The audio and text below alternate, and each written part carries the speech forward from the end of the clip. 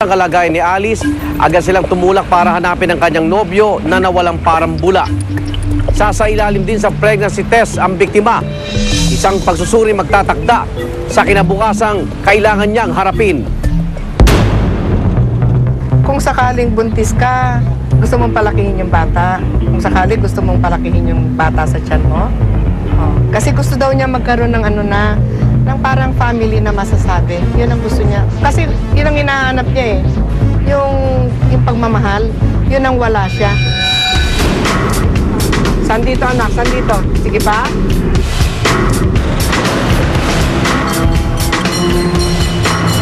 Sino pwedeng kausapin?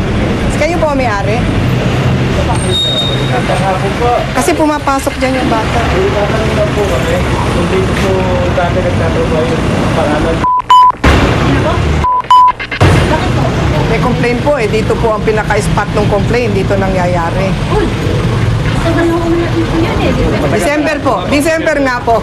Yun nga po lahat ang nakano. December dito po. Pero ba, hindi ba, ito meron ba nagtatanong lang? Tanong lang po. Anong lang mo kayo? Wala naman nung kayong kaso. Ano, sister, samahan niyo kami sa kapatid? Sige pa. Kasi dyan daw siya nag-i-standby. Pero ano po niya kayo? May picture ka ba? Para ma-identify kung siya nga yung taong hinahanap namin. Yun lang ang ano namin. Pakibigay mo yung address sa akin. Ano pangalan ng mother mo? Alika, puntahan natin. Sandali, pwede? Sige. Sinabi nung kapatid na wala sa bahay niya. And then, sabi namin, baka nasa nanay. Nung una, tinatanggi pa. Pero, inano pa rin nila. Tinuro pa rin yung bahay ng magulang. Nakita namin ang lalaki doon sa bahay ng kanyang ina.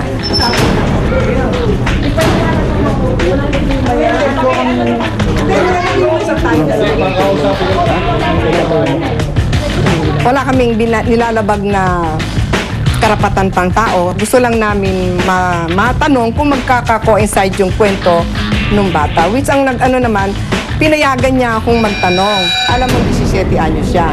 So, alam mo, nang ginamit mo siya, na bata siya. Diba? Yun yun. Inaalo ka niya o hindi, basta alam mo na 17 anyos lang siya. Hindi siya po mismo nag-ano na gusto niyang magpagalaw. Magpagalaw. Hindi po ako nag-ano ng galawin ko siya. Siya rin po may ano ng pagalaw. Tapos sinabi niya sa akin, kahit buntisin mo lang ako, sabi ko, hindi pwede. Hindi, tayo muna po, sister. Nagsasalita lang ako. Hindi niya itinatanggi. Talagang sinabi niya sa akin na may nangyari talaga sa kanila nung bata. So mula dun sa bahay, dinala namin siya dun sa kung saan barangay sila nasasakop. Binlatter siya doon for formality na nakablatter siya na may ginawa siyang hindi tama doon sa bata. Kung hindi ka mahal ng kapatid mo, pinabayaan ka na niya. Diba? Mahal ka niya. Kaya huwag ka mag-isip na hindi tama. Ha? Advice sa amin ng barangay is proceed na tayo, na kami sa SWD. Yun ang ginawa namin. From there, in-interview ulit siya nung SWD ng Presinto 1 at in-advise din kami na ipa-medical check-up muna sa Krame, no? Sa test na ginawa, she is 2 months pregnant. Pati dun sa sa check-up niya, nakita nila na may laceration na yung bata. Ang additional niya is to have another check-up para dun sa baby or other diseases na she might be get from the guy. Pero nung kinausap siya, if she's willing to file a case against dun sa suspect, hindi siya willing na magsampa ng kaso. Pero, in behalf of her, pwede pag-file pa rin ng complaint yung family niya in her behalf kasi nga of minor age siya. Sa ngayon, ang pwedeng pumasok siya sa seduction in relation to RA 7610 kasi minor siya. Hindi siya pwede maging rape kasi walang intimidation, walang force, which are elements ng rape.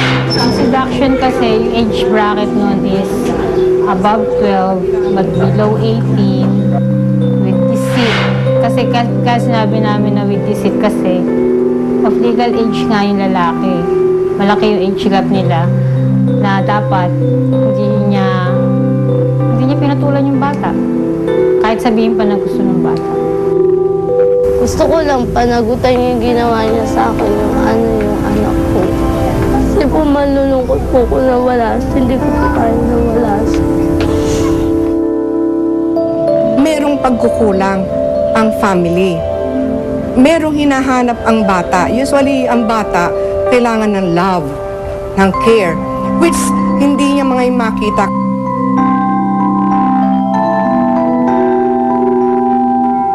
Tumanggi magbigay ng pahayag ang nobyo ng biktima. Nagdesisyon din ng magkapatid na iurong na lamang ang kaso kapalit ang pagbibigay ng tulong pinansyal ng ama ng bata. Pinag-aaralan naman ng DSWD kung saan dadalhin ang dalaga para sa kanyang rehabilitasyon. Baka malamang na tangay sa agos. Wala sa sarili, nagagalit siya. Ang sabi pa nga niya, hindi niyo ako kayang patayin, hindi ako mamamatay. May mapili.